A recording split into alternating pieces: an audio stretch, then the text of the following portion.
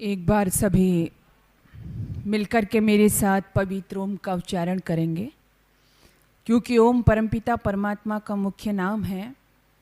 तो ऐसे पवित्र नाम का उच्चारण करके हम अपनी जिह्वा, अपनी अंतःकरण को शुद्ध और पवित्र करेंगे।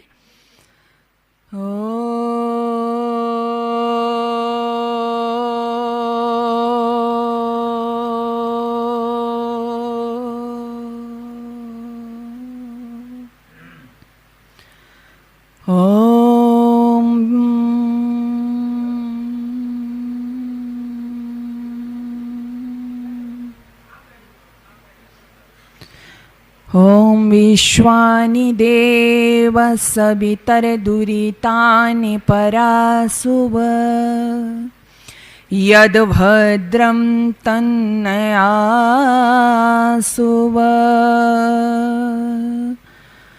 ॐ स्वस्ति पन्थामनुचरेम सूर्याचन्द्रमसाविव पुनर्दधताग्नेता जानता संगमे महि। हे प्रभु तेरी शरण हम सदा आते रहें, गीत तेरे प्रेम से मिलकर सदा गाते रहें। गीत तेरे प्रेम से मिलकर सदा गाते रहें, मिलकर सदा गाते रहें।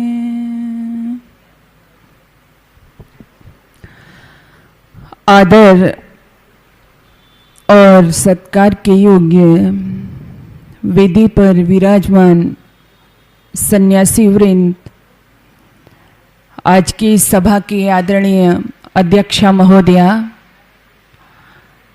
वेदी पर विराजमान आदरणीय आचार्य जी, और मैं देख रही हूँ मेरे अगल बगल में हमारा पूरा मातृ जगत ही बैठा हुआ है।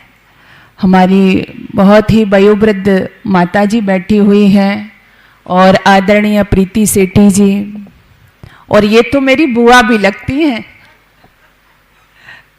सामने हमारी माया मैम बैठी हुई हैं, मंजू जी बैठी हुई हैं। सभी चेहरों से मैं सभी से परिचित हूँ आपके। सभी बहुत ही आदरणीय और सम्माननीय, और हमारे इस महिला सम्मेलन में हमारा पुरुष वर्ग भी बैठा हुआ है, वह भी बहुत ही सम्माननीय है। छोटे छोटे बच्चे भी कुछ दिखाई दे रहे हैं। सभी का बहुत बहुत स्वागत, वंदन और अभिनंदन इस महिला सम्मेलन में है। तो बहुत ही सुंदर मेरे से पूर्व भजन का आप भजन उद्बोधन सुन रहे थे। बहुत ही आदर के योग्य हमारे आदरणीय भ्राता कुलदीप जी आर्य, उनका परिचय तो मैं क्या कहूँ, आप देख ही रहे हैं लगातार कितने मधुर आवाज के धनी हैं। आप लगातार उनके भजनों से लाभान्वित हो रहे हो, श्रवण कर रहे हो। आदरणीय भाई कुलदीप जी, बहुत ही सुंदर चर्चा, जैसा कि आपने महिला सम्मेलन रखा हुआ है, तो मैं अभी विचार कर रही थी कि जो भजन उन्होंने सुनाए, बहुत कुछ उन भजनों में उन्होंने कह दिया। ऋषि दयानंद की बात जब यहाँ से चलती है, इस वेदी से चलती है, तो मैं अपनी बात को यहीं से प्रारंभ करना चाहती हूँ। मैं भी जब आई, मैंने देखा कि जो लोग यहाँ पर बैठे हुए हैं ऋषि दयानंद के बड़े अनुयायी हैं। मेरी नज़र नहीं गई थी, हमारी आदरणीय हर्षिता जी भी बैठी हुई हैं और हमारे प्रेमपाल शास्त्री जी भी बैठे हुए हैं। तो ये मैं जहाँ देखती हूँ, कहीं भी कार्यक्रम होता है पहुँचते हैं। तो ऋषि दयानंद के मिशन के प्रति इतने समर्पित लोग जिस समाज के अंदर हों, कई बार मैं लोगों को कहते हुए सुनती हूँ, जी आर्य समाज वैसे तो बड़ा अच्छा संगठन है, बड़ा अच्छा कार्य करता है, लेकिन उसमें चंद लोग आकर के बैठ जाते हैं, बहुत कम लोग होते हैं। तो फिर हमारी समझ में नहीं आता कि कैसे आगे बढ़ेंगे, कैसे काम किया जाएगा। कई बार लोगों के मन में निराशा आती है। लेकिन मैं अपनी बात यहाँ से प्रारंभ करना चाहती हूँ। कहते हैं एक बार अकाल पड़ गया, और जब अकाल पड़ गया तो जो लोगों के पास अन्न जमा था, धीरे धीरे करके वह अन्न खत्म होने लगा। जब समाप्त होने लगा तो कुछ जो बड़े लोग थे, जिनके पास बहुत ज्यादा, जिन्होंने अन्न को जमा किए हुए था, तो जो छोटे तबके के लोग थे, गरीब लोग थे, वह उनके पास गए और हाथ जोड़ करके उनसे विनय अनुनय किया, कहा कि हमें अन्न की आवश्यकता है, आपके पास काफी मात्रा में है। उनको भी था कि पता नहीं कितना लंबे समय चलेगा। उन्होंने कहा हाँ, अगर खत्म हो जाएगा तो हम क्या करेंगे। उनके मन में भी दया आई और अपना अनाज उनको दे दिया। लेकिन क्योंकि अकाल बहुत लंबे समय तक चला, तो लोगों के पास जो जितना जितना अन्न जमा था वो सब समाप्त होने लगा। एक परिवार में एक वृद्ध और उसके बच्चे नाती पोते रह रहे थे। उस वृद्ध ने जब देखा कि धीरे धीरे करके जो अन्न हमारे घर में था, अनाज हमारे घर में था, वो खत्म होने जा रहा है, तो उसके घर में एक मटका अनाज का भरा हुआ था। उस वृद्ध की नजर उस मटके पर गई। उसने सोचा कि सारा अनाज खत्म हो गया है, केवल ये मटका भर अन्न बचा है। उस वृद्ध ने उस मटके को उठाया और उठा करके वो कमरे में बंद हो गया। जब कमरे में बंद हो गया, अंदर से एक दरवाजा बंद कर लिया, तो बाहर से उसके बेटे और जो पोते थे उन्होंने उसको बजाना शुरू किया। वो बजा रहे थे, दरवाजा खटखटा रहे थे और कह रहे थे कि बाबा दरवाजा खोल दो, आप ये ऐसा क्यों कर रहे हो, अरे कितनी कठिन परिस्थिति है, दाने दाने को लोग मोहताज हैं। ऐसी स्थिति में आप इस घड़े को लेकर के जिसमें अनाज भरा हुआ है अंदर बैठ गए हो। अरे इससे ज्यादा नहीं तो 4-5 दिन तो हम इसे खा करके अपने प्राणों को बचा सकते हैं। बाबा खोल दीजिए, आप ऐसे निष्ठुर कैसे हो सकते हो। ये बाहर से आवाजें आ रही हैं, लेकिन जो वृद्ध अंदर बैठा हुआ है मटकी को लेकर के, वह कहता है कि मैं दरवाजा नहीं खोलूंगा। बच्चे कह रहे हैं क्यों नहीं खोलोगे बाबा, आप ऐसे तो नहीं थे, आप हम पर बड़ा प्यार स्नेह लुटाया करते थे, लेकिन आज ऐसा क्यों कर रहे हैं। जब ये कहा उन पोतों ने, उन बच्चों ने, तो वो वृद्ध वो बाबा कहता है कि बेटा मैं दरवाजा नहीं खोलूंगा, क्योंकि जो तुम सोच रहे हो इस समय वो तुम केवल अभी के लिए सोच रहे हो, तात्कालिक लाभ के लिए सोच रहे हो, लेकिन मैं जो सोच रहा हूं, ये जो मटकी मैं अंदर लिए हुए बैठा हूं, मैं इसलिए इसको लेके बैठा हूं कि ठीक है आज तो अकाल है, लेकिन जब कल अकाल समाप्त हो जाएगा, वृष्टि होगी और इस धरती को फिर से अनाज की जरूरत होगी, बीज की जरूरत होगी, तो उस समय बीज कहां से लाएंगे। इसलिए मैं बीज को बचा रहा हूं और ये बीज मैं तुम्हें नहीं दूंगा। बहनों और भाइयों, इस आर्य समाज का काम भले ही कुछ लोग हों, लेकिन ये आर्य समाज बीज को बचाने का काम करता है। आपको गर्व होना चाहिए, आपको गौरव होना चाहिए। जब हमारा बीज सुरक्षित रहेगा तो हम अच्छी से अच्छी फसल पैदा कर सकते हैं। तो इसमें सबसे बड़ी आर्य समाज ने, ऋषि दयानंद ने, मैं उधर नहीं जाऊंगी, अपने बिंदु पर ही रहूंगी, बहुत सारे कार्य किए हैं।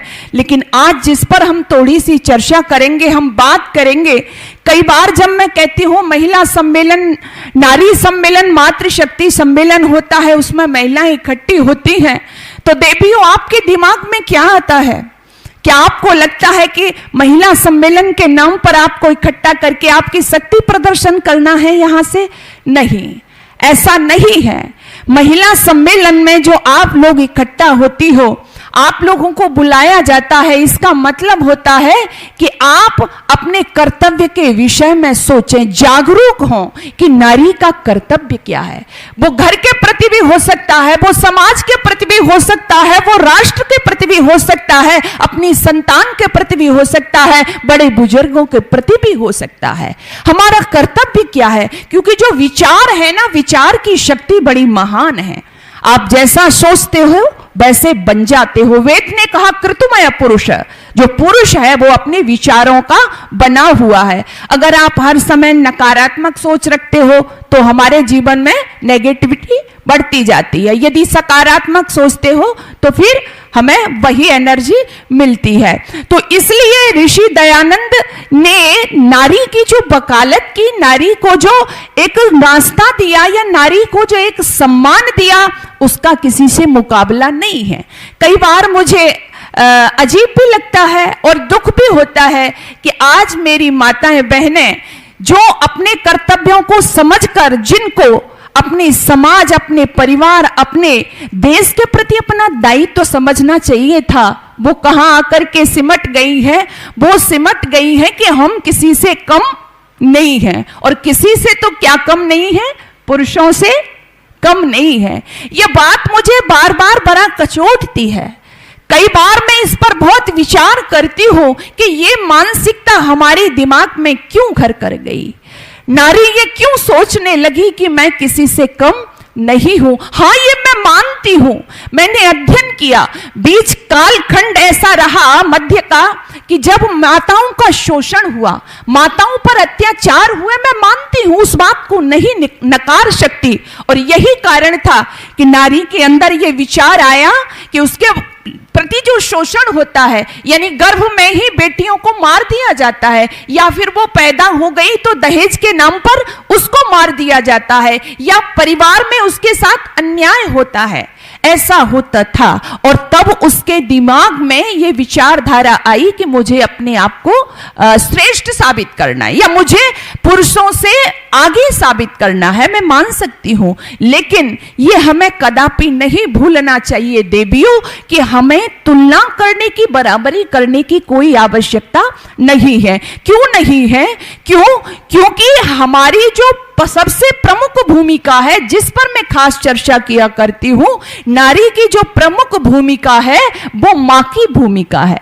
और आप देखेंगे आज भी आपकी जो समस्या है, नजर पसार करके देखिए, समाज में आपको बहुत सारी समस्याएं नजर आ जाएंगी। जैसे आपके समाज में, आपके मोहल्ले में, आपके नगर में जैसे पार्षद बनते हैं, विधायक बनते हैं, एमपी एमएलए बनते हैं, तो हम क्या समस्याएं उनको गिनवाते हैं जी? हमारी रोड सही नहीं है, पानी की व्यवस्था नहीं है, या और भी जो वहां की समस्याएं होती हैं वह उन पे चिंतन करते हैं। सरकार भी बहुत सारी समस्याओं का समाधान करती है आपकी। कौन सी समस्याएं? जो उनको लगता है कि भाई अच्छी अच्छी रोड बननी चाहिए, अच्छे अच्छे पुल बनने चाहिए, अच्छे अच्छे कॉलेज यूनिवर्सिटी बननी चाहिए जिसमें बच्चों का विकास हो, उनको शिक्षा मिले। लेकिन जो बात मैं आपसे कहना चाहती हूं देवियों, हम देख रहे हैं कि हर जगह विकास की बात हो रही है। और यहां तक मैं अध्ययन कर रही थी, मैं सोच रही थी कि हमने देखा, यानी जो हमारे वेद हैं, कितने वेद हैं? 4। चारों वेदों में कितने मंत्र हैं? 20,379। उन वेद के मंत्रों को हमने अध्ययन किया, पढ़ा, तो क्या समझ में आया कि उस वेद मंत्र में कहीं भी कोई भी ऐसा वेद मंत्र नहीं है जिसमें यह कहा जा रहा हो कि कुत्ता तू कुत्ता बन, बिल्ली तू बिल्ली बन, है ना, गधा तू गधा बन, गाय, कहीं भी नहीं है ऐसा। लेकिन आप पढ़ोगे, अध्ययन करोगे तो वहां कई बार कहा जाता है मनुर्भव जनिया दैव्यम जन्म, हे मानव तू मानव बन। ऐसा क्यों कहा गया?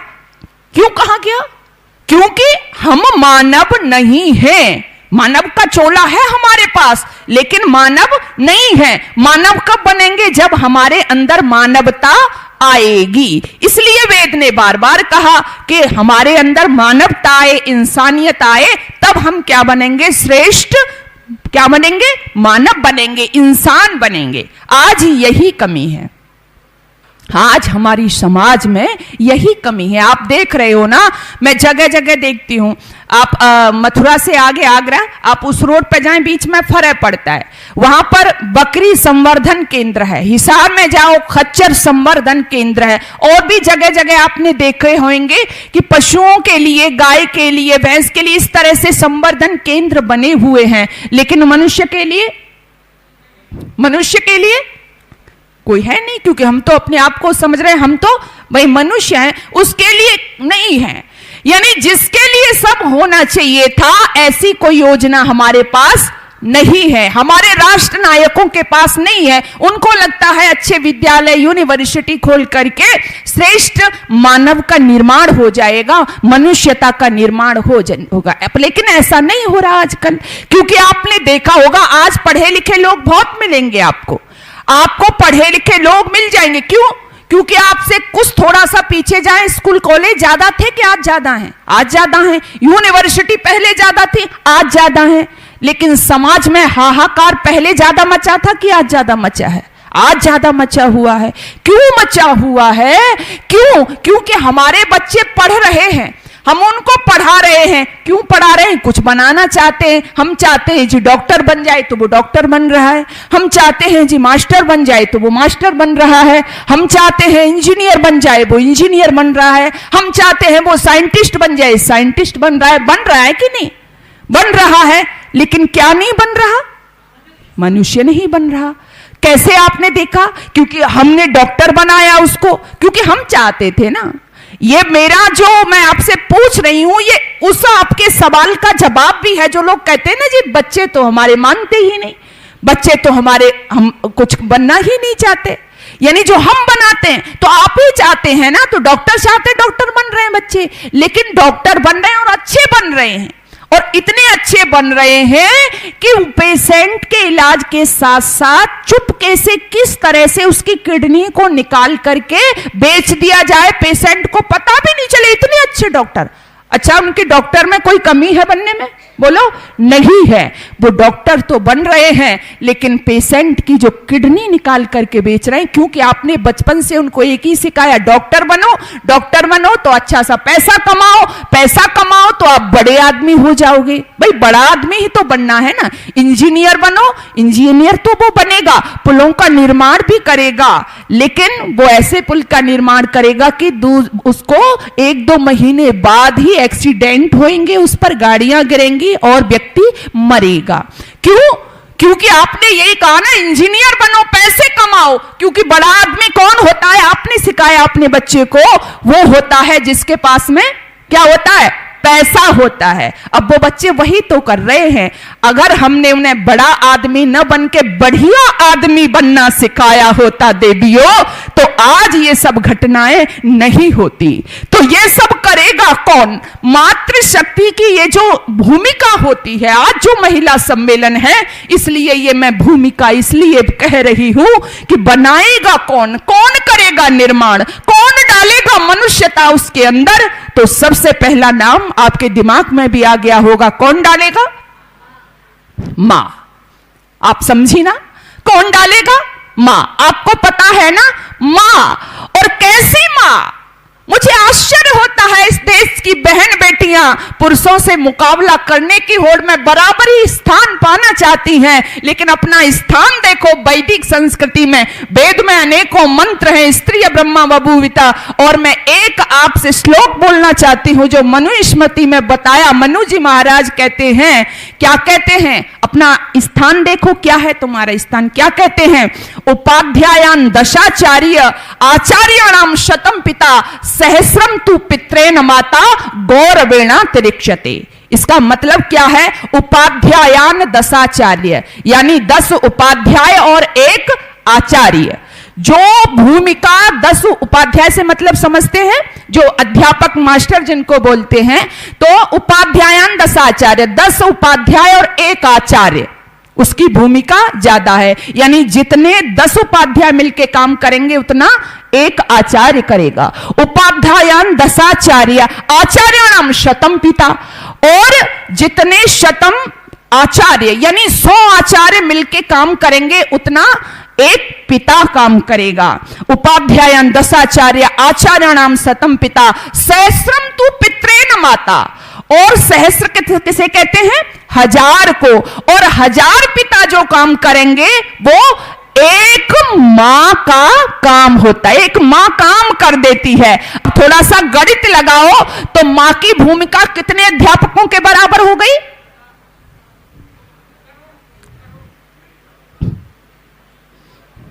दोनों ही काम हो रहे हैं ना यहाँ पर। पढ़ाई भी हो रही है आपकी। कितना हो गया? 10 लाख।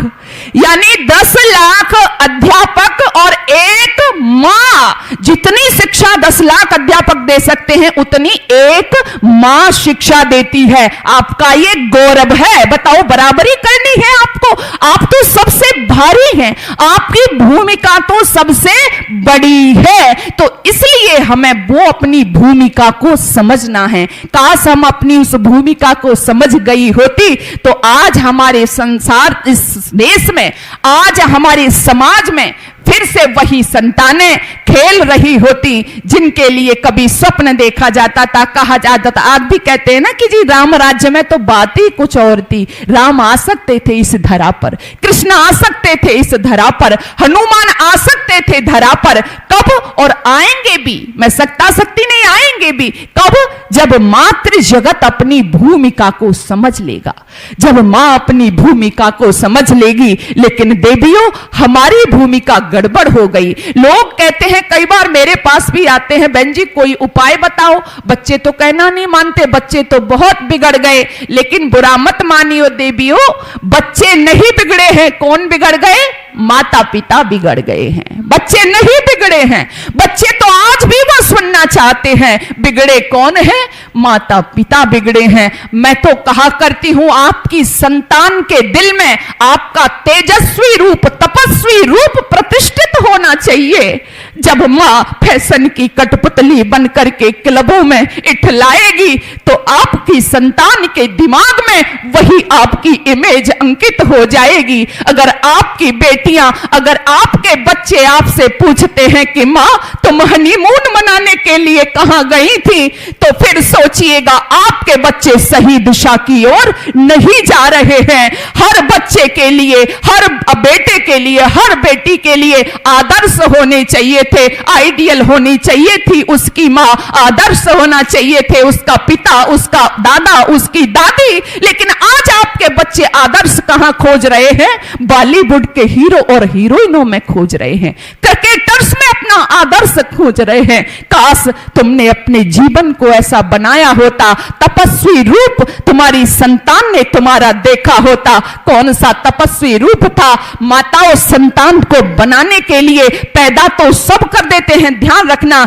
लेकिन उनको बनाने के लिए, उनका निर्माण करने के लिए आपकी एक महती भूमिका हुआ करती थी। और तभी आपकी पदवी माता की थी, क्योंकि कहा है कि जननी तो हर कोई होती है। जो जन्म देती है वो जननी है। कुतिया भी जननी है, सुअरी भी जननी है, बिल्ली भी जननी है। लेकिन मां कौन है? जो करे पुत्र निर्माण माता सोई। जो बच्चे का निर्माण करती थी वो कौन होती थी? वो मां होती थी। तो कहीं ना कहीं बिगाड़ हमारे में आया है। आज क्यों हमारी बेटियां दिशा भ्रमित हो रही हैं? कभी सोचा है आपने क्यों हो रही हैं? हम क्यों उनको संस्कार नहीं दे पाए? हम क्यों नहीं उनको अपने आदर्श समझा पाए? कमी इसमें हमारी है ना। आप अपनी बेटी को यदि धरती सा धैर्यवान बनाती, आपकी बच्ची यदि संस्कारों के आभूषण से आभूषित होती और वो दूसरे के परिवार में जाती, वहां जाकर के एक श्रेष्ठ बहू, एक श्रेष्ठ पत्नी, एक श्रेष्ठ मां बनती, तो फिर कैसे नहीं वैदिक संस्कृति की बेल पल्लवित होती। लेकिन कमी हमारे में रह गई। हम ही तो परिवार को तोड़ने का काम कौन करता है? हम ही तो करते हैं ना। एक मां की भूमिका आज क्या हो गई? जब एक मां भेजती थी अपनी बेटी को तो पहले कहती थी, बेटी जीवन में उतार चढ़ाव आते हैं, सुख है तो दुख भी होगा, दुख है तो सुख भी होगा, होता है ऐसा। घर गृहस्थी में सब कुछ चलता है, लेकिन तुझे संयम से काम लेना है, तुझे धीरता से काम लेना है। जब ये शिक्षा देकर के बेटी को भेजती थी मां, तो वो बेटी याद रखती थी। जब उसके जीवन में कभी उतार चढ़ाव आता था, सोचती थी नहीं, मेरी मां ने मुझे समझाया है कि बेटी हर तरह की परिस्थिति घर गृहस्थ में आती है। लेकिन आज क्या हो गया देवियों, अपार वेदना होती है। आज हम कहां आकर के खड़े हो गए। जो बेटी देखती थी कि तेरी मां के लिए घर गृहस्थ में तेरी मां तेरे पिता को हमेशा परमेश्वर के रूप में पूजती है, बेटी देखती थी कि तेरी मां के लिए तेरी जो दादी है वो हमेशा देवी के रूप में उसके हृदय में विराजमान रहती है। तेरा जो दादा है वो हमेशा एक देवता के रूप में तेरी मां के हृदय में प्रतिष्ठित रहता है। वो ये संस्कार लेकर के जब जाती थी अपनी ससुराल में, तो आप मुझसे कहो कि क्यों नहीं वो ससुराल, क्यों नहीं वो घर पल्लवित होता। आज देवियों अगर मूल में जाएंगे तो कमी किसकी मिलेगी? हमारी कमी हो गई। मां की भूमिका खराब हो गई, मां की पाठशाला बिगड़ गई, और मां की पाठशाला बिगड़ गई देवियों, तो फिर हमारे घरों से वही संतान, बोलो, वही संतान जो आज इस धरा पर क्या हलचल मचा रही है। मैं तो देखती हूं मां तेरा रूप ऐसा कैसे बिगड़ सकता है। मां का तपस्वी रूप संतान के सामने हो, लेकिन आज की माओं का रूप देखिए आप आश्चर्य करेंगे। आज इस देश में अपने बच्चों के साथ में, अपने बेटों के साथ में ये माताएं रील बना रही हैं। रील, कैसी रील, मैं क्या कहूं आपसे, अश्लीलता से भरी हुई इतनी उत्तेजक रील। कोई मां अपने पुत्र के साथ में ये सब कैसे कर सकती है? अरे मां, तेरा वो रूप, तेरा वो आदर्श आज कहां रह गया है? आज ये ऐसा बिगाड़ इस देश में चला है, ये रील बनाने वाला। मेरी माताओं, मैं आपसे कहना चाहती हूं, वो आप देख भी नहीं पाते होंगे, लेकिन नहीं, मैंने देखा कि आज के हर व्यक्ति को चस्का लग गया है। और चस्का क्या लगा है कि एक बूढ़ा बुजुर्ग भी जब वो रील देखता है और अपनी पोती के समान उम्र की एक लड़की को देखता है, उसको देखने से पहले उसकी आंखें क्यों नहीं बंद हो जाती? क्यों? क्योंकि वह भी उसमें अपनी पोती नहीं, एक औरत को देखता है। एक स्त्री जब अपने बाप के सदृश किसी को देखती है उस रील में, तो क्यों उसके भाव बेकार होते हैं? क्यों नहीं वो अपने भाई, अपने पिता का दर्शन उसमें करती है? देवियों, हमें जागना होगा। ये धड़ल्ले से चल रहा है। मैं देख रही हूं आज आपकी बेटियां, आज आपकी बहन ये रील्स बना करके कैमरे के सामने कपड़े बदल रही है। मेरा दिल रोता है। जो कभी पर्दे योग्य चीजें हुआ करता था, जो कमार बंद करके, दरवाजा बंद करके जो हम काम किया करते थे, आज वो सब रील बना करके आपकी बेटियां इंस्टा पर परोस रही हैं। ये समाज कहां जाएगा? मैं तो कहा करती हूं, आपका दरवाजा खुला है, घर खुला है, और चोर चोरी ना करे, ये कैसे हो सकता है? इसलिए जिम्मेदारी आपकी है। यदि आप रक्षा चाहती हो, बचाना चाहती हो, तो आपको अपने घर का दरवाजा बंद रखना पड़ेगा, तभी आप कुछ। और आपने देखा होगा, बंद दरवाजे के बाद भी तोड़ करके चोरियां हो जाती हैं घर में, और आपने पहले ही खुला छोड़ दिया हो घर को, तो फिर इसकी जिम्मेदारी किसी के पास में नहीं है। लेकिन आज ये सब हो रहा है इस देश में। बीड़ी और सिगरेट का धुआं उड़ाती हुई बेटियां, ड्रग्स लेती हुई बेटियां, शराब पीती हुई बेटियां, अश्लील वस्त्र पहनती हुई बेटियां, अश्लील गानों पर डांस करती हुई बेटियां, और संवाद इतने अश्लील बेटियों के, और वो रील बना करके परोस रही हैं इस समाज को, हमारी समाज का क्या होगा। मैं विचार कर रही थी आज इस देश में, पहले तो मैं पढ़ती थी कि यहां बड़ी वीरांगना देवियां हुआ करती थी,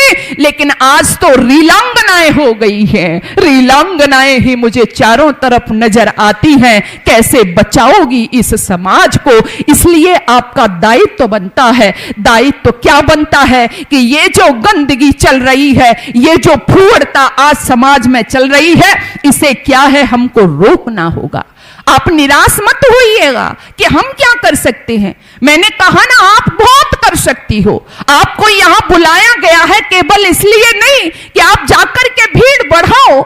आप मातृशक्ति हो, एक मातृशक्ति जाग जाती है तो क्रांति हो जाया करती है। आप मेरठ की जिस धरा पर बैठे हो, 1857 की जो क्रांति हुई थी, आप प्रबुद्ध लोग बैठे हैं, लेकिन उस क्रांति में जो मूल में था, मंगल पांडे ने शुरुआत की, लेकिन जो मूल में थी, मंगल पांडे को जागृत करने वाली थी, वो कौन थी? एक देवी थी जिसका नाम भगवानी था।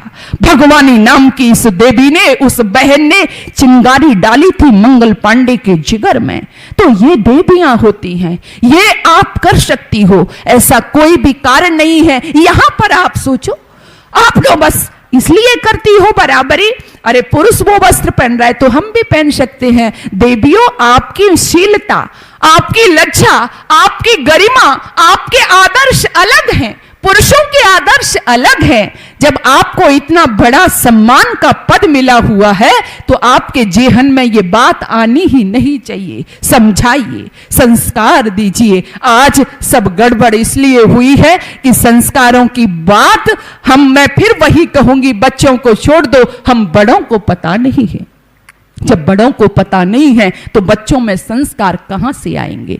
मैं तो कहा करती हूं, आज स्थिति वह हो गई है, आप लोगों ने पतंग उड़ाई होगी, बच्चों पतंग उड़ाते हैं, आपने देखा होगा, बहुतों ने उड़ाई भी होगी। जब पतंग उड़ाते हैं तो आपने देखा होगा, पतंग में जो क्या होता है, जो डोर होती है, जो मजा उसको बोलते हैं, जब वो हमारे हाथ में होता है तो पतंग क्या होती है, वो उड़ती है, कभी ऊपर जाती है, कभी नीचे जाती है, कभी इधर जाती है, कभी उधर। यानी वो क्योंकि जो डोर है वो हमारे हाथ में है, अब हमें कोई फिक्र नहीं है, हम जैसा चाहते हैं वैसा पतंग को उड़ाते हैं, हम जहां ले जाना चाहते हैं वहां पतंग जाती है। लेकिन जब वो डोर हमारे हाथ से कट जाती है तो कहां जाती है, तो कहां जाती है? माता जी को पता नहीं, जिधर की हवा होती है उधर ही बह जाती है। ठीक वैसे ही आज देवियों, हमने अपने बच्चों को संस्कारों की डोर से काट दिया है। संस्कारों की डोर से कटे हुए ये बच्चे पश्चिमी सभ्यता के प्रभाव में अब उनका जहां मन हो रहा है वहां जा रहे हैं, जहां ना जाना चाहिए था वहां जा रहे हैं, जो नहीं गाना चाहिए था वो गा रहे हैं, जो नहीं खाना चाहिए था वो खा रहे हैं, जो नहीं पहनना चाहिए था वो पहन रहे हैं। क्यों? क्योंकि संस्कारों की डोर से वो आपने काट दिए हैं। इसलिए आज हमें जागृत होना होगा, संस्कारित हमें अपनी संतानें इस धरा को देनी होगी, नहीं तो बहुत बड़ा पाप कर रहे हो तुम लोग, और पहला पाप का अधिकारी देवियों आप हो।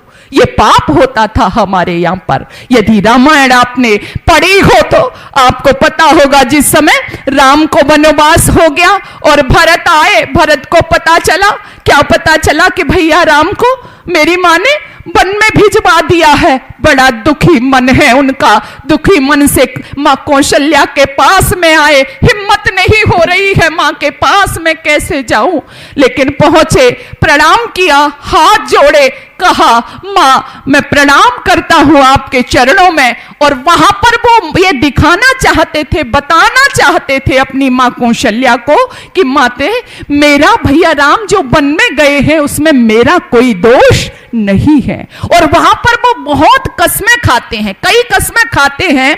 उसमें वो कहते हैं मुझे वह पाप लगे यदि मैंने भैया राम को बनों में भिजवाया हो।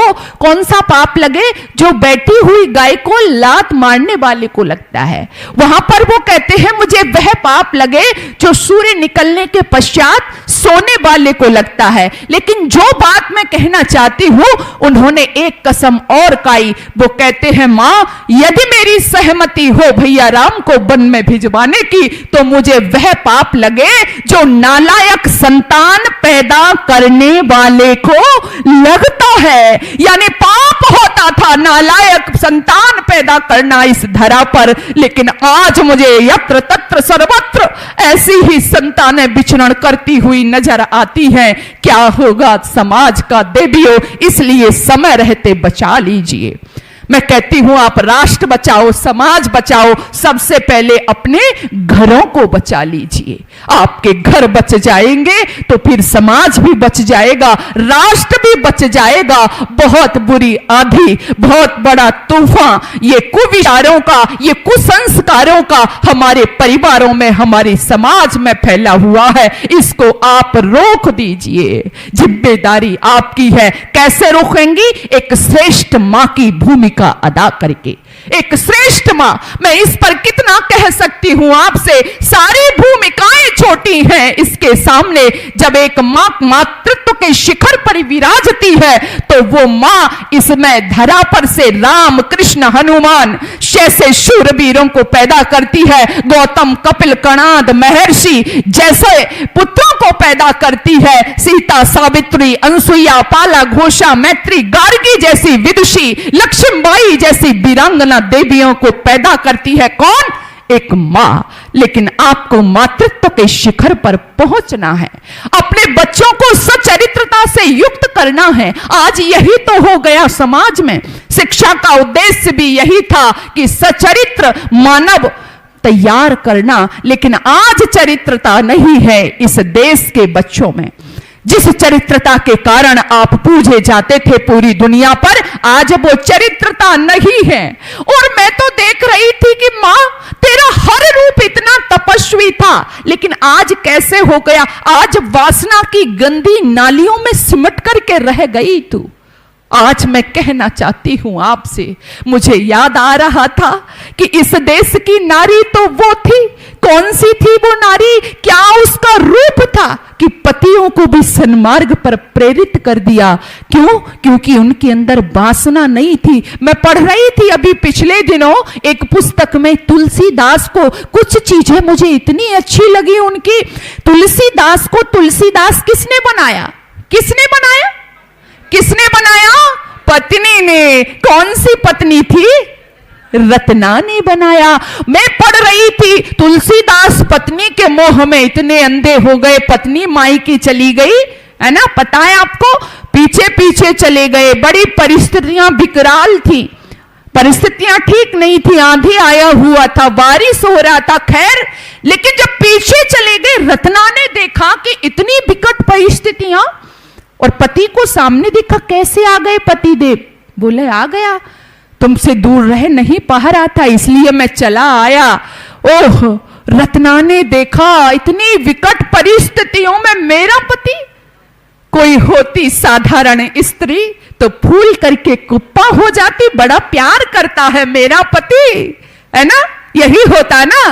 देखो मेरे ऐसी विकट हालात में मेरे लिए मेरे पीछे पीछे आ गया, लेकिन नहीं देवियों, तुम्हारा चरित्र क्या था? रत्ना ने उस समय देखा तेरे पति में असीम ताकत है, पुरुषार्थ है, असीम शक्ति है, ये कुछ बड़ा कर सकता है, ये उस शक्ति से पर ब्रह्म को प्राप्त कर सकता है। उसने कहा पति देव मेरे लिए इतनी मेहनत, इतनी मेहनत।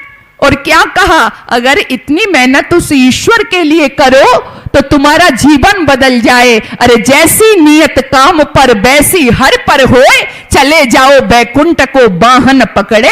कोई भगा दिया पति को, कहा पति देव जाइए, इतनी प्रीति उस प्रभु में लगाइए। ये शब्दों को सुन करके तुलसीदास का क्या हुआ? हृदय परिवर्तित हो गया। काश मैं पढ़ रही थी, यदि उस रत्ना ने प्रेम के बसीबूत होकर के अपने आलिंगन में यदि पति को बांध लिया होता, फूल करके कुप्पा हो गई होती तो क्या होता? अरे पा जाती संतोष वासना, अगर गले लग जाती रत्ना। वो चल दिया था, अरे विकट कामनाओं को देता हुआ चुनौती, चला वियोगी, काम कामना हुई, कामनी से निंदित होकर उपयोगी। पा जाती संतोष वासना, अगर गले लग जाती रत्ना, तो फिर कैसे होते हुलसी सुत तुलसीदास। अगर मिट जाती प्रेम पिपास, अगर मिट जाती प्रेम पिपास। यदि आलिंगन में बांध लेती वो रत्ना, तो वो तुलसीदास आज हमारे बीच में नहीं होते, जिनका रामचरितमानस हम गाते हैं। ये रूप था तुम्हारा देवियों। मैं पढ़ रही थी अभी पिछले दिनों, मैंने बहुत चिंतन किया। क्या चिंतन किया कि एक वह देवी, कौन सी देवी? जिसके प्रेम में पति व्याकुल है और उसको वो ब्रह्म से मिलने की बात कहती है, वो वासना को वो ब्रह्म की तरफ मोड़ देना चाहती है, उस प्रेम को। और एक वह पत्नी, कौन सी पत्नी? आपके मेरठ शहर में अभी पिछले दिनों जो हुआ, मैं तो केवल यहां पर रह रही हूं, लोग मेरे को फोन कर रहे हैं, बहन जी आप मेरठ में है ना? मैंने कहा हाँ मेरठ में हूं। अरे कैसे हुआ, थोड़ा आप उधर रह रही हैं, क्या हुआ? एक वो पत्नी है देवियों। कौन सी पत्नी? वह पत्नी जिसका पति उसको प्रेम भी करता है, लेकिन उसकी वासना की तृप्ति वहां भी नहीं होती। एक और फ्रेंड बनाती है और अपने पति को कितने टुकड़ों में? 15 टुकड़ों में काटती। मैं सोच रही थी ऐसा कैसे हो गया इस समाज के अंदर। आपने कभी सोचा है?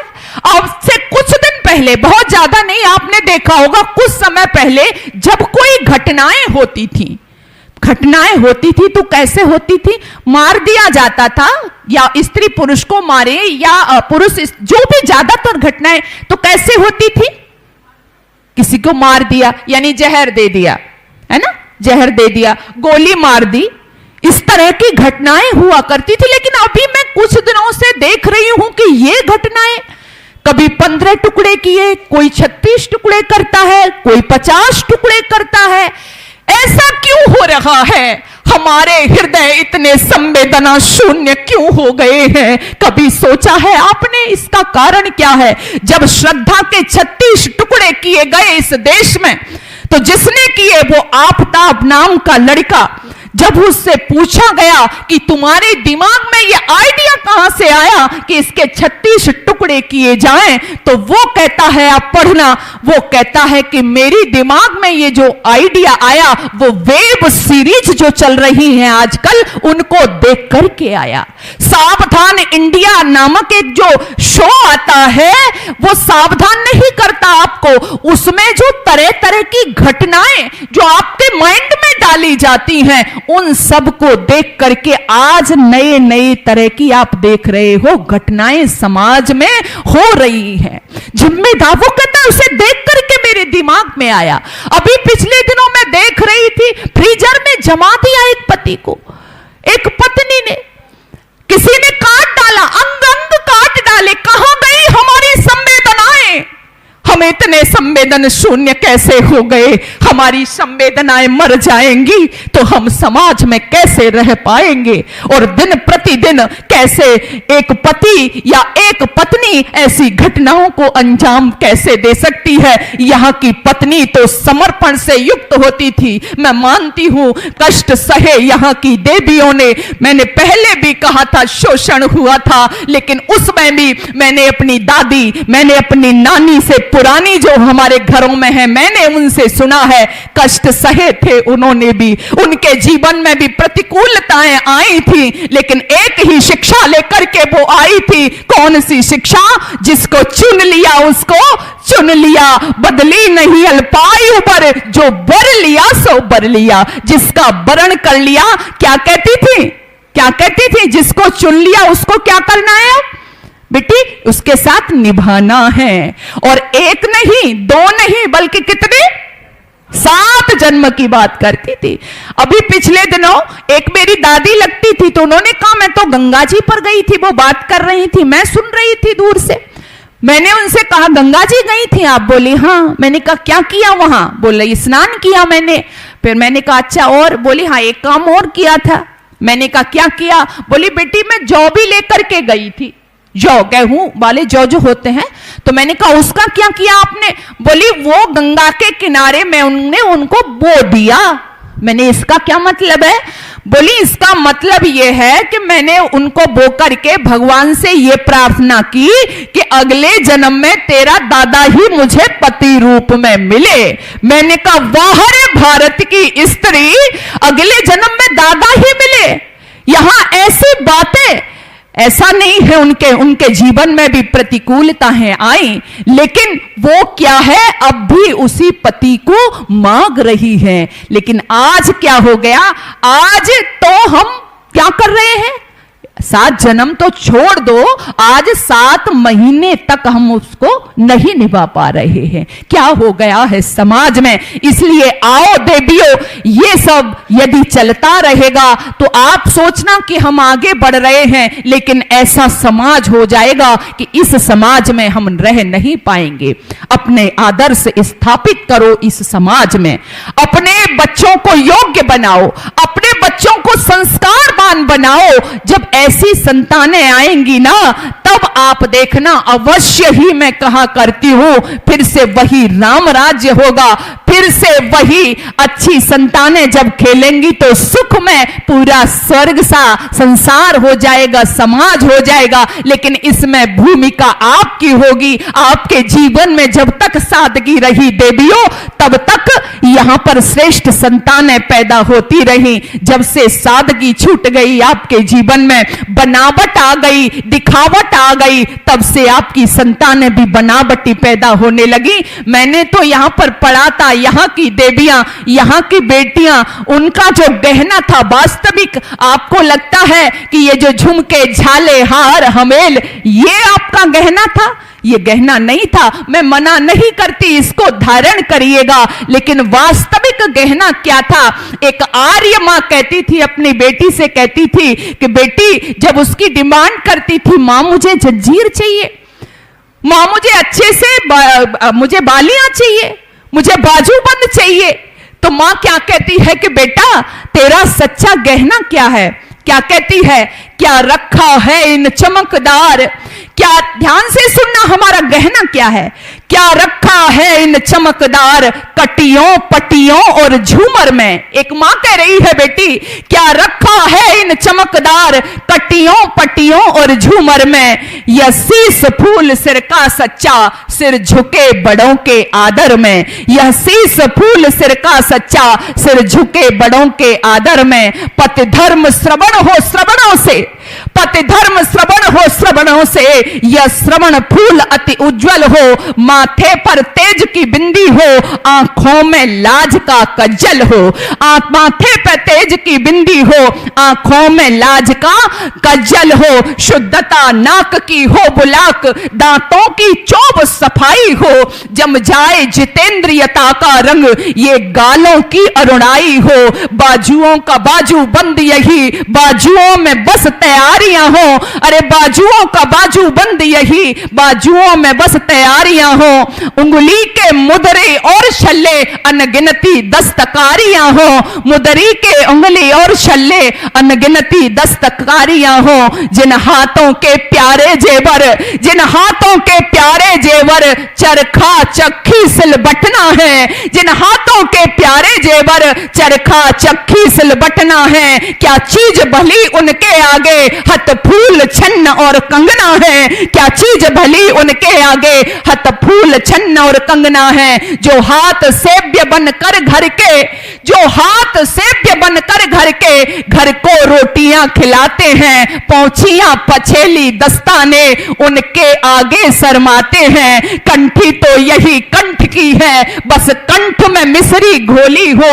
है गले का सच्चा गुलू बंद, सच्ची और मीठी बोली हो हृदय पे श्रद्धा का जुगनू। जड़बा हमेल गंभीरता की, सत्यता मोतियों की माला हो चंपा कली धीरता की, पत प्रेम का चंदन सैनी हार हृदय पर और जिगर पर हो, पत प्रेम का चंदन सैनी हार हृदय पर और जिगर पर हो, पतिव्रत और ब्रह्मचर्य व्रत की निर्मल कौंधनी कमर पर हो, पति आज्ञा में जम जाए पाम, पति आज्ञा में जम जाए पाम, ये लक्षण शोभन पांव के सन्मार्ग पे चलते रहे पाम, ये बिछुड़े कड़े हैं पांव के, ये बिछुड़े कड़े हैं पांव के, लज्जा की और शीलता की साड़ी और चोली शोभित हो, लज्जा और शीलता की साड़ी और चोली शोभित हो, तब देख देख उस देवी को देवियां स्वर्ग की लज्जित हो,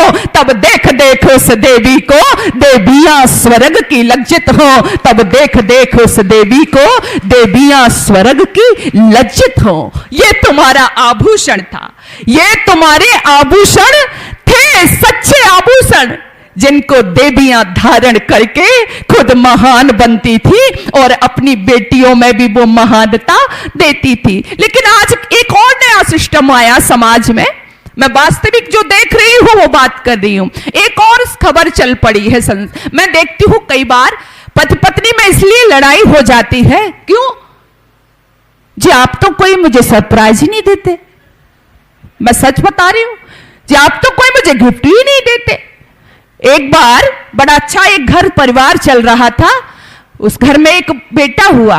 अब जिसके बेटा हुआ उसकी सहेली उससे मिलने आई, आकर के कहने लगी बड़ा सुंदर बेटा है। बोली हाँ बहुत सुंदर है मेरा बेटा। तो बोली बेटा तो तेरा सुंदर है, लेकिन ये बता तेरे पति देव ने कोई गिफ्ट दिया तुझको? वो बहन कहने लगी कि भाई इसमें गिफ्ट देने की क्या बात है। बोली क्यों नहीं, गिफ्ट तो बनता है तेरा, तूने इसको परिवार को इतना सुंदर बेटा दिया है, घर का चिराग दिया है, गिफ्ट तो बनता है। उसने कहा ना ऐसा तो कुछ नहीं है। अब वो तो चली गई है ना, वो तो चली गई, लेकिन पति देव ऑफिस को गए हुए थे। अब शाम को घर आए, पति ने बैग रखा, बैग रख करके आवाज दी कि पानी लेके आना देवी। अब देवी के दिमाग में तो गिफ्ट वाला प्रकरण घूम रहा है ना, तो पति ने कहा देवी पानी लाओ, लेकिन वो तो मुंह फुलाए बैठी। पति ने एक दो काम और कहे कि देवी, लेकिन देवी तो बोले ही नहीं, उसका तो मुंह फुला हुआ है।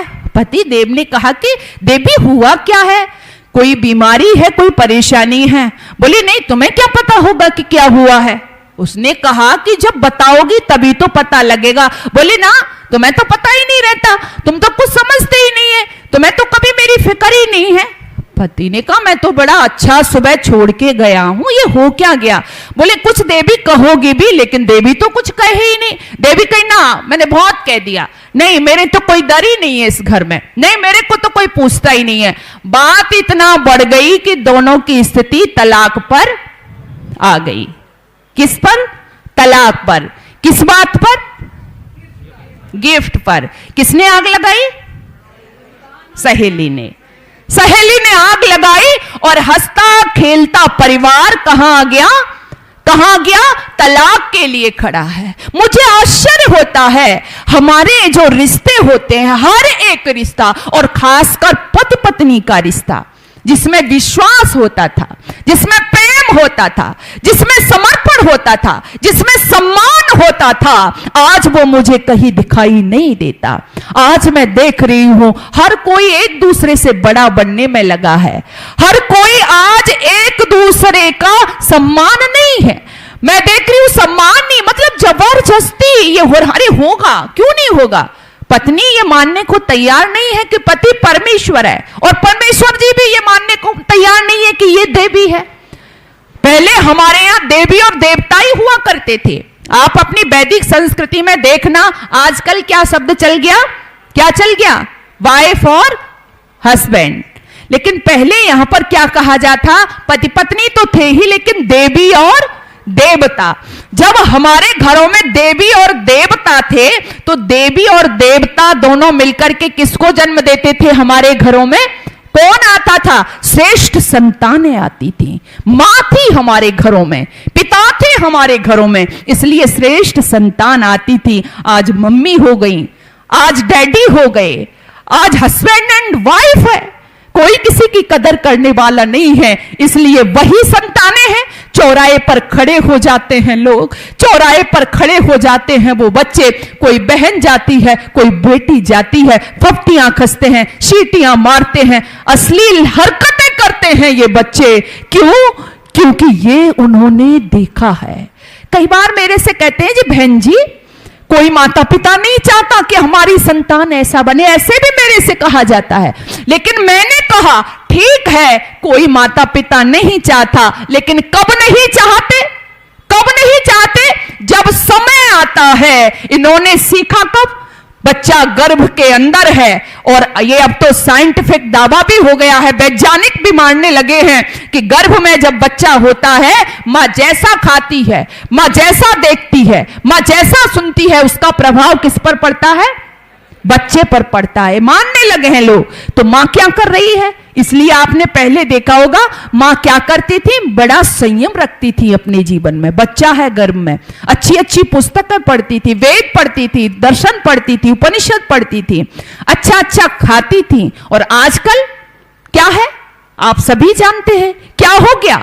आज बच्चा गर्भ में है, मां हर समय टेलीविजन, सावधान इंडिया, सीरियल, और ये जो साजिश जिसमें चलती है, सीरियल भी जो है आपने देखा, वो भी क्या है, बड़े खतरनाक हैं देवी हो। ये आपने देखा होगा सास बहू को कैसे लड़ाना है, जेठानी देवरानी से कैसे बिगाड़ना है, ननद भाभी का रिश्ता कैसे खराब करना है, पति पत्नी का रिश्ता कैसे खराब करना है, ये सब इनकी चाल होती है। तो आज पूरे दिन मां वह देख रही है, गंदगी देख रही है, ऐसा ही खा रही है, तो वही उस बच्चे पर उसका असर पड़ रहा है। वैसी ही संतान का निर्माण हो रहा है, और वही संतानें आज हमारे सामने हैं।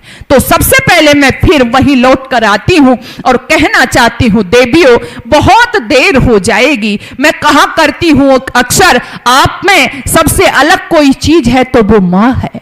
क्यों? क्योंकि पूरी दुनिया की जो स्त्री है वो कामिनी के रूप में नजर आती है।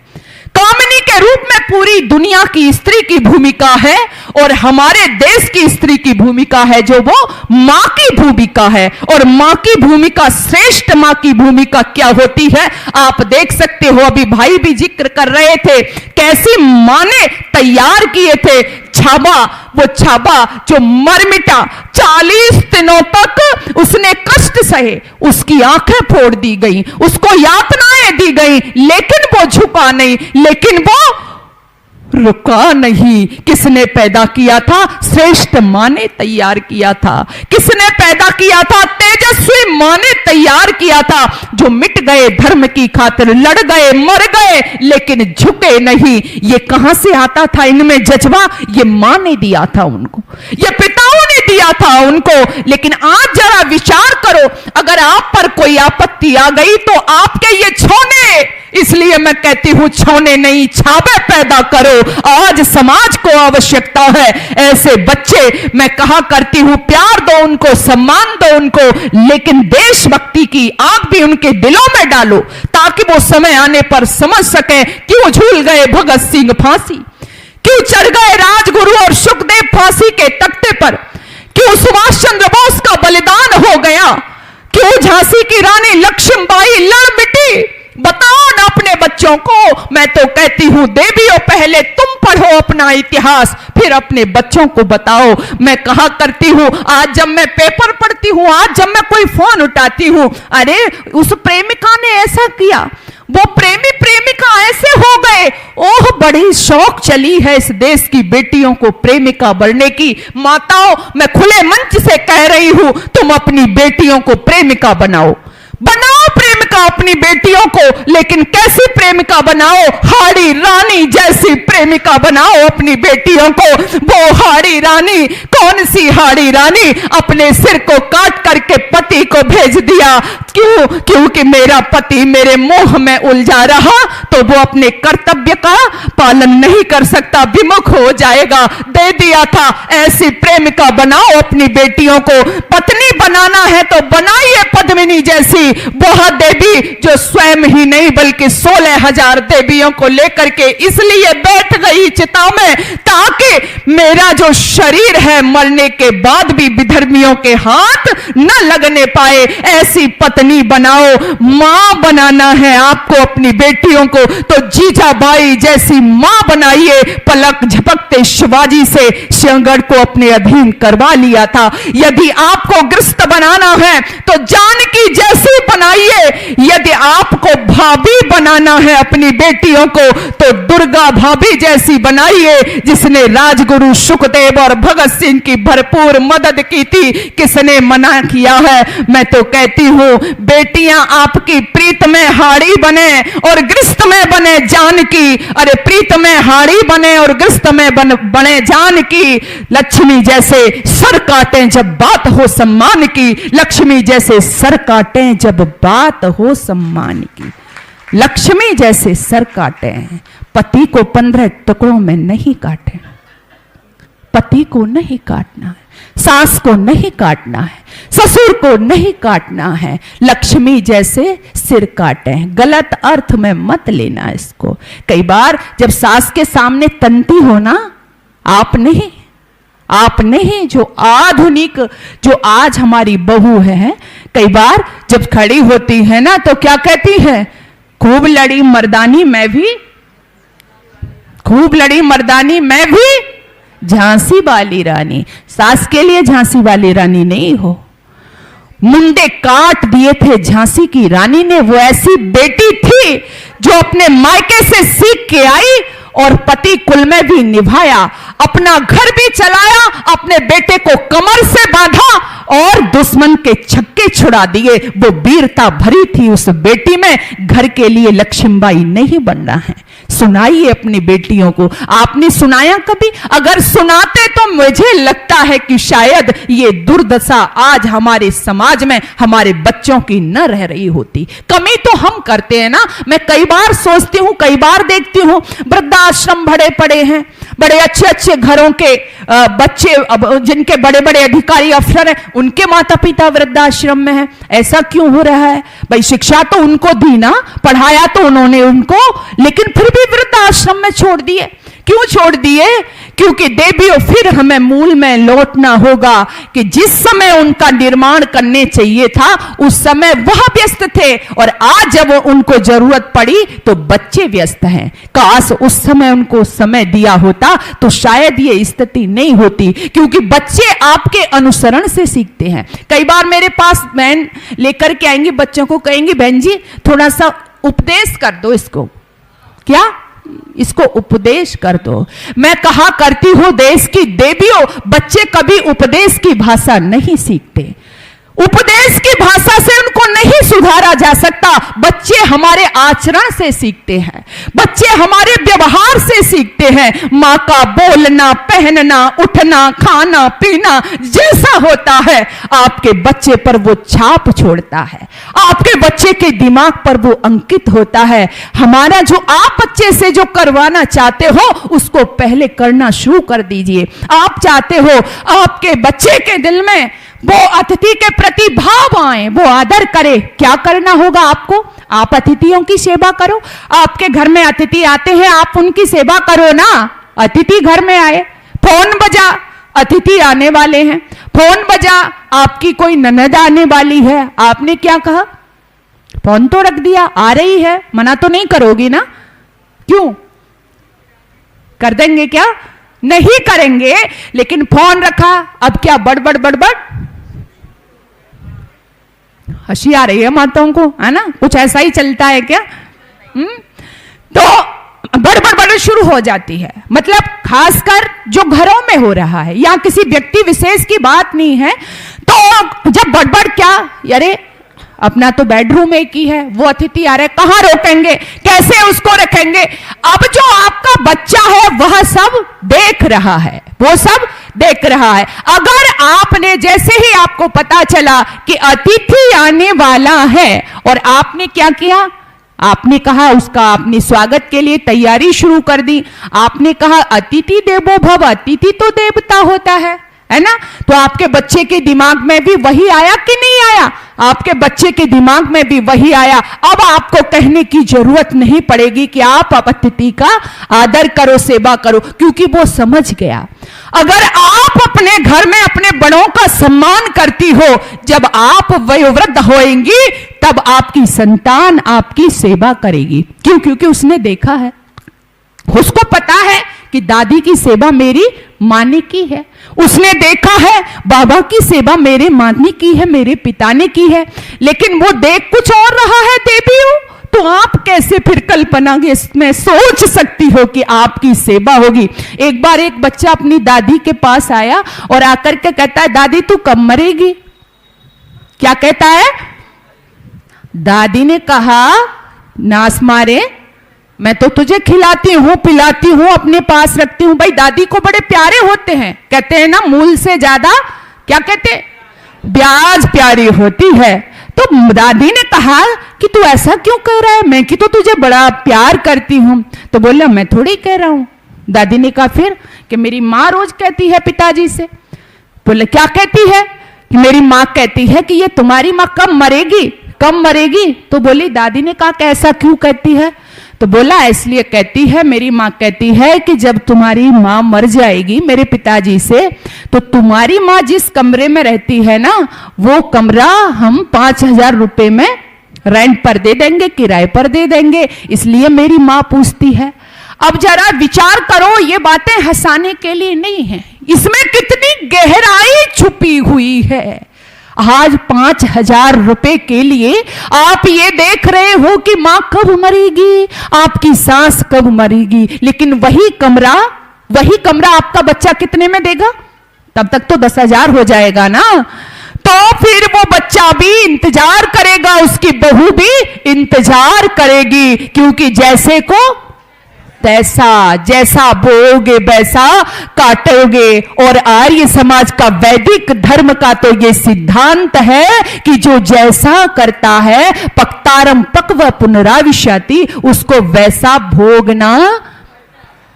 बोए पेड़ बबूल के आम कहां से पाए, तो इसलिए आम का फल खाना है ना देवियों, तो आपको आम के ही फल लगाने होंगे। इसलिए आपकी भूमिका, आपकी जिम्मेदारी बहुत ज्यादा बनती है। और वह भूमिका यदि हम अपनी समझ गए, वो तो मैं कहती हूं सारी जगती बहुत सुंदर हो जाएगी। और यदि भूमिकाओं से भागती रही आज की देवी यदि भटकती रही इन्हीं वासनाओं के कुचक्रों में, तो फिर यहां पर हम कह रहे हैं कि जो श्रेष्ठ संतान समाज में उच्च आदर्शों को स्थापित करने वाली होती थी, वो कदापि नहीं हो पाएगी। इसलिए कहा बनुर्भव जनया दैव्यम जन्म, मानव तू मानव बन और क्या कर, दिव्य संतान का निर्माण कर। पहले मानव बन जाओ, उसके बाद में दिव्य संतान का निर्माण करिए। आगे तक कहा, यानी मैं तो अच्छा मानव बन गया, मेरे अंदर तो मनुष्यता है, लेकिन मुझे यहां तक नहीं छोड़ना है, मुझे दिव्य संतान का निर्माण करके इस पृथ्वी पर देना है। इसलिए आपकी बहुत बड़ी भूमिका है। 3 गुरु उसके लिए बताए थे, मैं केवल आपकी बात आज कर रही हूं कि आपकी भूमिका क्या हो सकती है। सारी ही भूमिकाएं अगर हम एक तरफ रख दें और केवल हम मां की भूमिका रखें, तो वो मां की भूमिका सर्वोपर होती है। और जो मां की भूमिका में खरी उतर जाती है देवी, जो संतान का निर्माण कर देती है, मैं तो कहती हूं अपनी कोख के अंदर, कोख में आपका बच्चा बन गया, आपकी गोद में आपका बच्चा बन गया, तो दुनिया में कहीं भी छोड़ दीजिएगा, आपका बच्चा बिगड़ने वाला नहीं है। और मां की गोद में और कोख में बच्चा बिगड़ गया तो कहीं भी छोड़ दो, वो सुधरने वाला नहीं है। इसलिए विशेषकर आपकी जिम्मेदारी बनती है देवियों। हम जैसा कहेंगे, किसने कह दिया कि अरे आज नहीं हो रहा, आज नहीं आएगा, आएंगे आज। बस मैं तो बार बार कहती हूं कि राम तो आने को तैयार हैं देवियों, लेकिन लेकिन कौशल्या हमें बनना पड़ेगा। हनुमान तो आएंगे इस धरा पर, लेकिन अंजना का रोल कौन अदा करेगा देवियों? अंजना नहीं बनोगी, कौशल्या नहीं बनोगी, तो कैसे आएंगी ये संतानें इस धरा पर? और कौशल्या बनने के लिए, अंजना बनने के लिए आपको तेजस्वी रूप में आना होगा। आपको सदाचार, संयम, शालीनता, सादगी से युक्त अपना जीवन बनाना होगा। तब ये संतानें इस धरा पर आती हैं, और वो संतानें केवल आपका ही नहीं, आपके समाज का, आपके देश का नाम पूरी दुनिया में गौरवान्वित करती हैं। लेकिन बिगड़े तो हम हैं, बच्चे नहीं बिगड़े हैं। हम तो रोना रोते हैं, बच्चे बिगड़ गए। क्या समझ में आया? बिगड़ा कौन है? बिगड़ी हमारी पाठशाला है। मां नहीं रही है, पिता पिता नहीं रहा है, आचार्य भी अपने पद से पीछे हो गया है, अपने कर्तव्य से पीछे हो गया है। इसलिए ये सारी परिस्थितियां हमारे सामने हैं।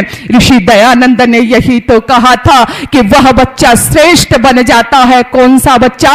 जिसको माता पिता और गुरु तीनों उत्तम शिक्षक मिल जाते हैं, उत्तम मिल जाते हैं। उत्तम जब उसको मिल जाते हैं तो ये दावा है, ये कोई बनावट नहीं है, कोई भाषण नहीं है। बच्चा बने बिना नहीं रह सकता। इसलिए समझिए अपनी भूमिका को। रामायण के बहुत शौकीन लोग रहते हैं। रामायण में प्रसंग आता है कि जिस समय राम और लक्ष्मण वन में घूम रहे हैं, तो वहां पर लक्ष्मण राम की परीक्षा लेना चाहते हैं। जानते हैं अपने भैया के चरित्र को, लेकिन फिर भी पूछ रहे हैं। मन में विचार आया, कहते हैं भैया फलम दृष्टवा पुष्पम दृष्टवा दृष्टवा योषित यौवन त्रीण रत्नानि दृष्टवा कस्य नो चलते मन। हे भैया ये बता, पके हुए फल को देख करके, खिले हुए फूल को देख करके, यौवन से भरपूर युवती को देख करके ऐसा कौन व्यक्ति है जिसका मन चलायमान नहीं होता? तुम्हारा आदर्श क्या है? देखिए देवियों, जब ये पूछा तो लक्ष्मण जवाब देते हुए कहते हैं, मां पिता यस्य शुचिर भूतो माता यस्य पतिव्रता ताभ्यम सुनोत्पन्न तस्य नो चलते मन। जिसका पिता धार्मिक है और जिसकी माता कैसी है? कैसी है? पतिव्रता। इन दोनों से उत्पन्न, ऐसे माता पिता से उत्पन्न बच्चे का मन इन तीनों चीजों को देख करके कभी चलायमान नहीं होता। इसके भी मूल में क्या पता चला? अगर आज परिस्थितियां प्रतिकूल हैं तो कारण क्या है? कारण क्या है? क्यों हमारी पाठशाला बिगड़ गई है, मान नहीं रही है। इसलिए मैं रोना नहीं रोऊंगी। आपके बच्चे जो कर रहे हैं वो कर रहे हैं, लेकिन हमें बदलना पड़ेगा। हमें माँ की भूमिका में आना होगा। माँ क्या होती है ये हमें समझना होगा। माँ होती है, उसके अंदर ममत्व होता है। मैं सोच रही थी, अगर ये देवी जो काट रही है आजकल इस तरह से समान अधिकार की दौड़ में यहां तक आ गई, मेरा हृदय बड़ा रोया। मैं सच कह रही हूं, इस देश की नारी बराबरी का हक करते करते करते करते करते करते देवियां सहती थी। क्यों? क्योंकि ये बड़ी सहिष्णु होती है देवियों।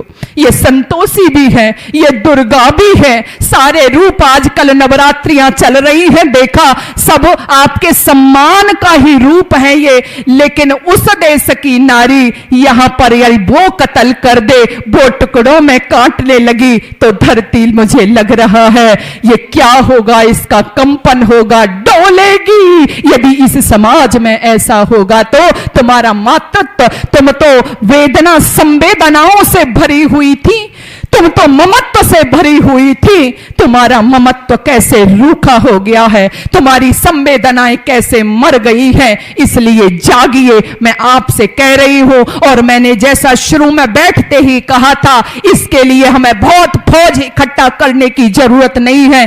देवियां यदि जाग जाएंगी तो क्या होगा? देवियां देश की जाग जाएं अगर, युग स्वयं ही बदलता चला जाएगा।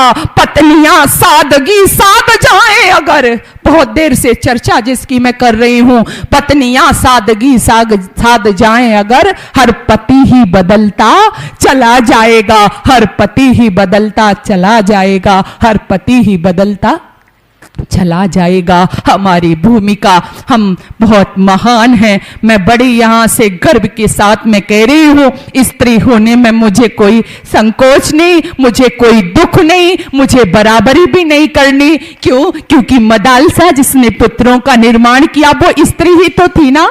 क्यों माताओं? स्त्री ही थी ना। विद्यावती जिसने हंसते हंसते भगत सिंह को भेज दिया, मातृभूमि के चरणों में समर्पित अर्पित कर दिया, स्त्री ही तो थी ना। वो पद्मिनी जल करके मर गई 16,000 देवियों को लेकर के, स्त्री ही तो थी ना। हाड़ी रानी ने काट दिया अपना सिर, दे दी भेंट, वो स्त्री ही तो थी ना। गार्गी ने उठ करके जनक की सभा में याज्ञवल्क्य से जो शास्त्रार्थ किया, अपनी पंडिता का लोहा मनवाने वाली वो स्त्री ही तो थी ना।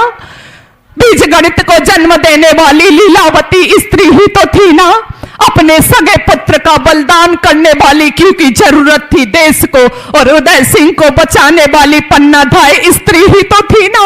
फिर आपके मन में आज हीन भावना क्यों आ गई? आप क्यों आ गई? बराबरी के उसके लिए बराबरी करना है, मुझे उनके मुकाबला करना है। नहीं, तुम्हारी बराबरी नहीं हो, तुम तो पीछे जा रही हो, तुम्हारा पद तो बहुत बड़ा है। इसलिए इस मानसिकता को हटाइए और अपने गौरव को समझिए। तुम्हारा गौरव क्या है? तुम्हारी तो हर भूमिका प्रशंसनीय है, वंदनीय है, अभिनंदनीय है। अरे पुत्री बनी तो पितृकुल की कीर्ति चाहती रही, भगिनी बनी तो भाई की चिरायु मांगती रही, जब पत्नी बनी तो मांग में सिंदूर इसने भर लिया, मंगल कामना से जीवन को यज्ञ सा बना लिया। जब मां बनी तो संतति की आपदा सारी हरी, कौन त्यागशीलता की कर सके बराबरी। अपनी खुशी मिली है सदा परिजनों के मोह में, अपनी खुशी मिली है सदा परिजनों के मोह में, पलता रहा भविष्य है सदा से इनकी गोद में, पलता रहा भविष्य है सदा से इनकी गोद में। आप भविष्य को पालने वाली हो, कि भाषणों की बात नहीं है, भविष्य बनाने वाली हो आप देवियों। इसलिए आइए, आप जितनी भी संख्या में हैं, आप जाकर के दूसरे से कहेंगी, अपने गली मोहल्ले में अपने पड़ोसी से कहेंगी, वो दूसरे से कहेगा, दूसरा तीसरे से कहेगा, तीसरा चौथे से कहेगा। तो क्यों नहीं हम एक नई दिशा की ओर बढ़ेंगे? क्यों नहीं हम समाज में जागृति लाएंगे? ला सकते हैं ना। तो बस हम अपनी भूमिका अदा करें और बहुत अच्छे से, हमें निराश नहीं होना है। मैंने कहा था प्रतिकूलताएं आती हैं, परिवार में भी आती हैं, समाज में भी आती हैं, हृदय बड़ा दुखी होता है, चिंतित होता है मन, कई बार बहुत बुरा भी लगता है। सोचती हूँ बहन बेटियों को देखती हूँ आज क्या हो रहा है समाज में। आज जो रीलांगनाएं बन करके, जो रील के माध्यम से आज ऐसे ऐसे शो आ रहे हैं, आप बैठ करके अपने परिवार के साथ में नहीं देख सकते। और पिछले दिनों हद हो गई कि माता पिता के ऊपर इतना भद्दा, अश्लील, न कहने योग्य शब्दों का प्रयोग हुआ। क्यों होता है ये? अच्छा ये बताओ क्यों हो रहा है ये? देखने वाले हम सभी लोग तो है ना, हम ही तो देखते हैं ना। जब एक अच्छी चीज आती है, अभी मैं बोल रही हूं, भाई रिकॉर्डिंग कर रहे हैं, ये क्या करेंगे? क्या करेंगे? ये भी तो इसको उस पर डालेंगे, इसमें से भी तो रील बना देंगे ना। तो हर चीज में अच्छाई बुराई होती है ना, लेकिन उसको देखता कौन है? कौन देखता है? हम ही तो देख रहे हैं ना। जो कम वस्त्र पहन रहे हैं, जो फटे हुए कपड़े आपकी बहन बेटी पहन रही, हम ही तो देख रहे हैं ना। हम दादा बाबा के रूप में भी मजा उसमें देख रहे हैं ना। मेरे हृदय में वेदना होती है। हम पोती नहीं देखते, औरत देखते हैं उसमें।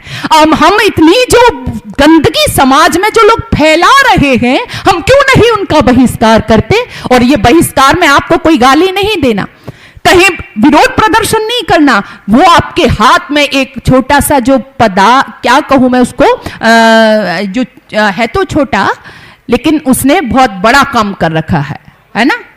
क्या बड़ी बुरी बीमारी ही कहूं मैं इसको, बहुत बुरी बीमारी आ गई, बहुत बुरी बीमारी आ गई। अब तो ना क्या छोटा क्या बड़ा, हर कोई इससे चिपका है। खैर, मैंने कहा ना कि हर में अच्छाई बुराई होती है, कुछ लाभ भी हैं, लाभ भी हैं, ऐसा नहीं है कि सारा, लेकिन उसका यदि हम सदुपयोग करेंगे तो हमें उससे बहुत ज्यादा लाभ मिलेगा, और यदि उसका दुरुपयोग करेंगे तो आप दुरुपयोग तो देख ही रहे हो, ज्यादातर हमारे बच्चे उसमें दुरुपयोग कर रहे हैं, उसका गलत उस पर से मैसेज देख रहे हैं, गलत उस पर से चित्र देख रहे हैं, तो ये क्या है, गलत दिशा की ओर। तो आए हम सब ये कुचक्र को रोकें अपने परिवार में, और जहां भी मैं तो कहा करती हूं, आप जितने लोग आए, मैं हर समाज में कहती हूं, हमारे आदरणीय बंसल जी भी पीछे बैठे हुए हैं, बड़ा अच्छा कार्यक्रम हर देखती हूं मैं, महीने में प्रतिवर्ष तो कराते ही हैं, लेकिन वो हर सप्ताह कराते हैं, और ऐसा कराते हैं कि उद्देश्य है कि सभी बच्चे उसमें आए, क्रांतिकारियों की जीवनी उसमें उनको बताई जाए, उनके विषय में बताया जाए। तो आप सब, मैं हर जगह कहती हूं कि आप तो आओ, अपने बच्चों को भी लेके आओ, अपने बच्चों को भी लाओ, क्योंकि बच्चे आपके आएंगे, न जाने किस वक्ता की, किस विद्वान की, किस उपदेशक की कौन सी बात उसके दिमाग पर घर कर जाए, कौन सी बात उसके जीवन को बदल दे। इसलिए बच्चों को भी लेकर के आओ।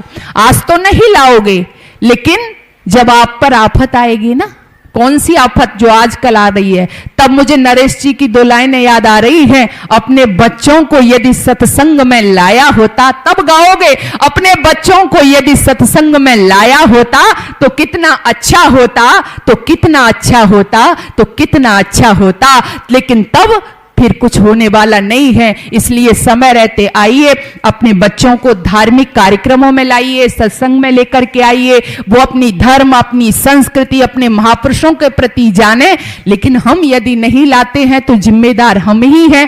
यदि हम बचपन से उनको सिखाते, बताते कि आपके दादा समाज में जाते हैं, हम भी जाएं, आपके दादा विद्वानों को सुनते हैं, हम भी सुने, तो उनके अंदर अवश्य ही हम उनको परिवर्तन करेंगे, अच्छे इंसान बनेंगे, संस्कार उनको देंगे, तो फिर से वही समाज हम ला सकते हैं जो हमारे ऋषि महर्षियों ने उसको साकार किया था, जो हमारे ऋषि महर्षियों की चाह थी, जो चाहते थे, वो फिर से हम बना सकते हैं। तो इन शब्दों के साथ ही जितना समय मुझे दिया था वो पूरा हो गया है, और आपने बड़ी ही शांतिवृत्ति के साथ में श्रवण किया है। इसके लिए भी मैं आपका बहुत बहुत धन्यवाद देना चाहती हूँ कि मैं बड़ी दौड़ते दौड़ते आई थी। आज 3 लेक्चर मेरे कॉलेज में भी थे, तो मैं बड़ी दौड़ते हुए आप सबसे मुझे मिलना था। हमारी माताएं, और जैसा भाई भी कह रहे थे, हमारी माता कैलाशी जी बैठी हुई हैं, इनको देख करके वाकई मैं पिछले 3रा वर्ष है जब मैं आई थी, तो वो जैसे मैंने जब देखा था, वही जो उनके अंदर ऊर्जा और जोश था, वो आज भी माता जी उसी तरह से बैठी हुई हैं। और हमारी आदरणीय बैठी हुई हैं, हमारी प्रीति माता जी हैं, सामने हमारी बैठी हुई हैं, सभी बहनें जो सभी चेहरे में देखती हूँ, लगभग जितनी समाजें हैं, सभी समाजों में ये लोग जाते हैं, तो इनका कोई विशेष नहीं है, एक मन में सोच है, एक टीस है, एक तड़प है उनकी कि वो समाज के लिए कुछ करें। तो बहुत सुंदर लगा मुझे आप सबसे मिलके, बात करके, और कुछ जो मेरे हृदय में, मैं इसको भाषण नहीं करूंगी, मैं जो सोचती हूँ, कई बार मुझे लगता है कि हम भाषणों से देश को नहीं, बल्कि रचनात्मक कार्य यदि हम करें तो हमारा समाज भी बदलेगा और देश एक नई दिशा की ओर चलेगा। तो बहुत बहुत धन्यवाद सभी का। आदरणीय हमारे सेठी जी भी जो अहर्निश लगे रहते हैं, और हम तो उसमें पेपर आदि में देखते रहते हैं, वो हर विषय पर रख करके यहाँ से वो कुछ न कुछ उनका भी कार्यक्रम चलता ही रहता है। तो ऐसे लोग जब तक समाज में रहेंगे, तब तक वो नई दिशा समाज को देते रहेंगे, परिवारों को देते रहेंगे। इनका उद्देश्य एक ही है जो ऋषि दयानंद का सपना था, क्योंकि भाई ऋषि के अनुयायी जो है ना, ये चुप बैठने वाले नहीं है, ये आंधी तूफानों में रुकने वाले नहीं है। कितनी भी प्रतिकूलताएं आए, लेकिन ये अपने लक्ष्य की तरफ बढ़ते रहते हैं, क्योंकि उद्देश्य हमारा बड़ा महान है। कृणवंतो विश्व मारियम, कृण अपने घर को, परिवार को तो बनाना ही है, लेकिन पूरे विश्व को क्या बनाना है? आर्य बनाना है। और आर्य से मतलब क्या है? श्रेष्ठ से है। बहुत से लोग टिप्पणी करते हैं ना जी आर्य, तो आर्य से मतलब क्या है? श्रेष्ठ से, जो सदाचारी है, जो संयमी है, वो आर्य है। तो ऐसी समाज का हम निर्माण करेंगे। पुनः आप सभी का बहुत बहुत धन्यवाद, आपने बड़ी शांतिव्रति के साथ मेरी बात को सुना। ओम शांति शांति शांति।